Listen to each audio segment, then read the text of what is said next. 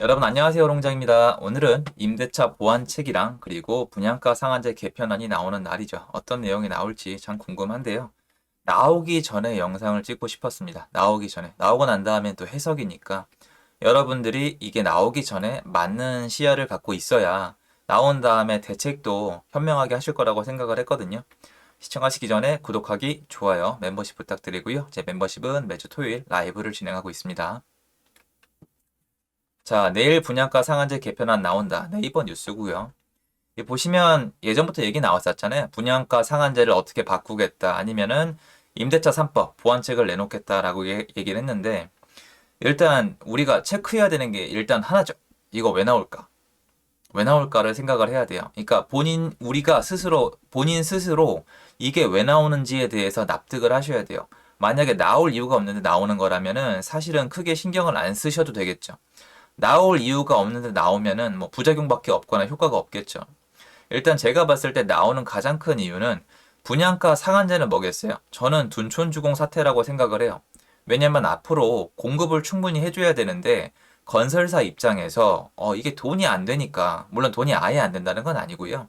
좀 부담스러우니까 수익률이 잘 안 지으려고 하니까 분양가 상한제를 없애서 좀 건설 그러니까 토건 세력을 몰아준다는 게 아니라 건설 경기를 조금 살려서 주택 공급을 활성화시키고 싶다. 이거고 제가 봤을 때 현 정부가 판단했을 때 분양가 상한제 때문에 로또 분양만 양성이 됐다라는 거예요. 여러분 단편적인 예로 이거는 뭐 여러 가지 예를 들으셔도 좋아요. 아크로 리버파크 옆에 원베일리가 지어 올려지고 있어요. 저도 가끔 썸네일을 씁니다. 지나가면 꼭 보거든요. 거기는 봐야 돼요. 아크로 리버파크가 지어 올라갈 때도 거기 조합원님들은 관심을 가지셨는데 일반인들은 별 관심을 안 가졌어요. 왜냐면 부동산 호황기는 아니었거든요.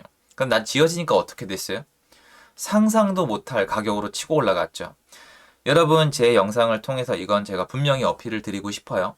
지금 만약에 그러니까 그때 아크로 리버파크 지어 올라갈 때 여기 34평이 한강이 보인다는 이유로 평당 1억 한 40억 이 34평짜리가 40억 할 거야 라고 하면은 정말 이렇게 얘기했을 겁니다. 정신병자라고.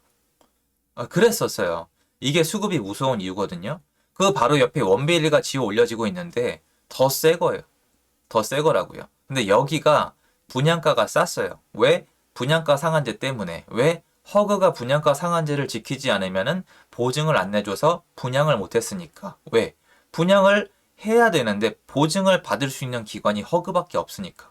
HUG는 원래 분양가를 정하는 기관이 아니에요. 그런데 지난 정권 때는 이런 식으로 원래 기능도 아닌데 다른 기관에다 그 능력을 부과해서 시장을 꼬아놨죠. HUG는 보증만 해주면 되는 곳인데 분양가를 마음대로 엎치락뒤치락 했단 말이에요. 어쨌건 그 덕분에 원밸리는 분양받으신 분들이 현 대충적인 시세를 따져도 차익이 10억이 넘어요. 그리고 중도금 대출도 안 나옵니다. 너무 비쌌기 때문에. 자, 이게 우리가 생각하는 무주택자 서민들의 주거 안정인가요? 무주택자, 돈이 없는 신혼부부, 사회초년생, 이제 시작해서 아기들 낳은 부부들이 그러니까 직장 근처에 내 집 마련하는 꿈을 이뤄준 게 원베일리 청약 분양시장이에요.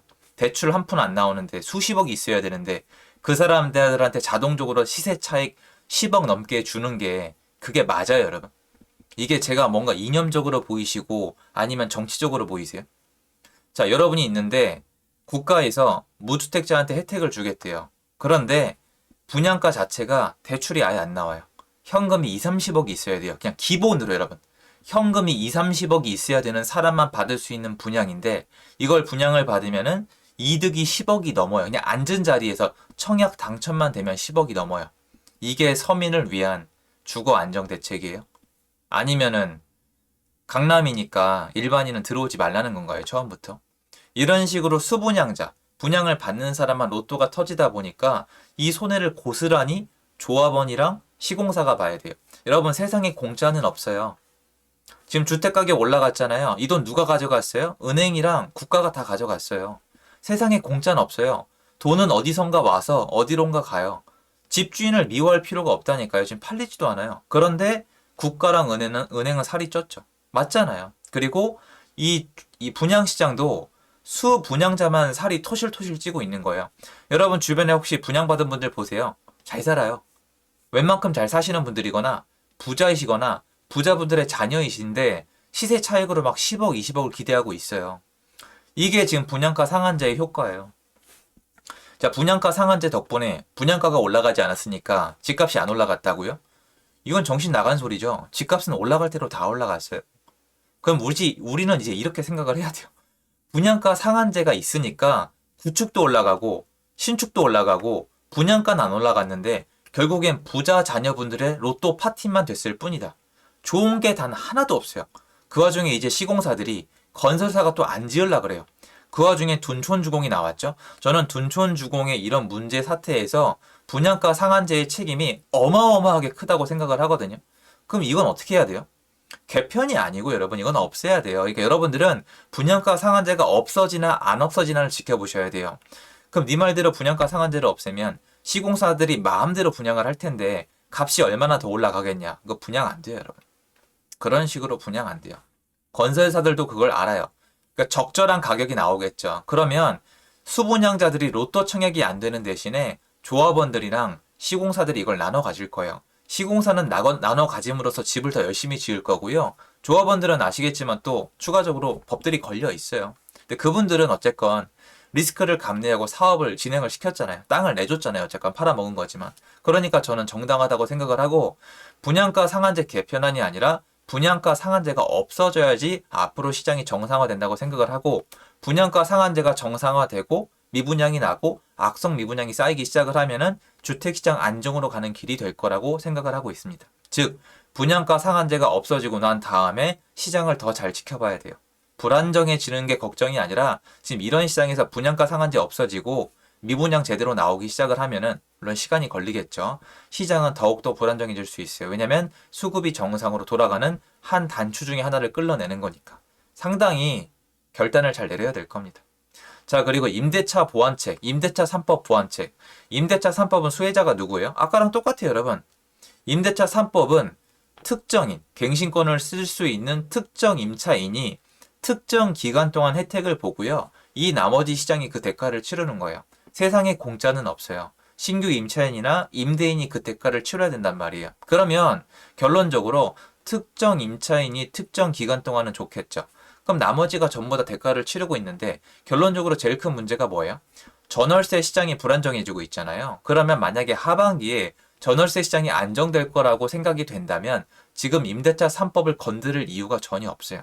그런데 누가 봐도 임대차 3법 그리고 다주택자를 줄여놨던 그 결과로 올해 하반기에 임대차 시장이 불안정해지면서 이 불안감이 잘못하면은 부동산 전반에 퍼질 수가 있다는 생각이 들기 때문에 임대차 3법 보완책이 나오는 거라고 저는 생각을 해요. 어떤 분이 이렇게 말씀을 하시더군요.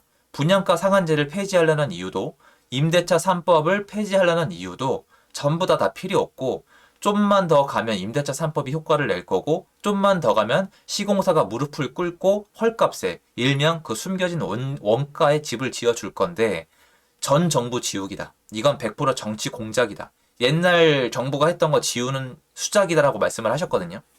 그분들 덕분에 시장이 이렇게 된 거예요. 진짜로. 그 이념, 그 본인만의 생각, 그런 성향 때문에 시장이 이렇게 된 거예요. 다주택자를 없애야 된다. 분양가를 눌러야 된다. 시공사는 폭리를 취한다. 투기와의 싸움에서 절대 지지 않겠다. 어디 있는데요? 어디 있어요, 여러분? 투기와의 싸움에서 지지 않겠다면서요. 어디 있습니까? 없잖아요. 폭등한 시장만 남아있을 뿐이잖아요. 그리고 맨 마지막에 활용 정점 하나 뭐예요? 전 세계가 다 올랐습니다. 전 세계에 다 올랐다는 그 통계 자료는 누가 올립니까? 아시죠, 여러분? 통계청이 올리죠, 통계청. 통계청은 누구의 자료를 받았시죠? 더 이상 얘기하지 않겠습니다. 어쨌건 간에 어떤 식으로 생각하냐에 따라 다르긴 한데 여러분 저는 지금 제 주장을 하고 있는 게 아니라 지난 6년 7년 동안 시장이 왜 폭등했냐고요. 그걸 선택을 보니까 이미 결과가 나와 있잖아요. 우리가 6년 7년 동안 펼친 게 뭐예요? 그런 이념적인 싸움이었잖아요. 그러면 지금은 여러분 어떻게 되든 간에 결과가 어떻게 되든 간에 엄청 무식하게 들리시겠지만 일개 유튜버니까 할 수 있는 얘기지만 일단은 임대차 3법이랑 분양가 상한제를 폐지해 봐도 된다고 전 생각을 해요. 왜? 부작용이 너무 뚜렷했으니까. 그래야 시장이 정상으로 갈 수 있지 않을까요? 그런데 우리들의 생각이 중요합니다. 그래서 발표가 어떻게 날지는 모르겠지만 얼마나 없어지냐가 중요해요, 여러분.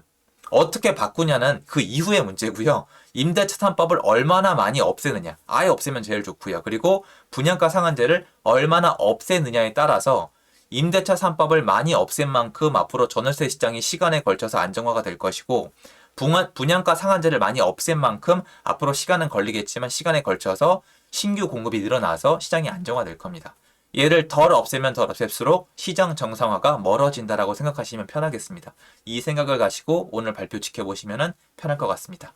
영상 도움됐으면 좋겠고요. 시장의 정상화를 응원합니다. 감사합니다.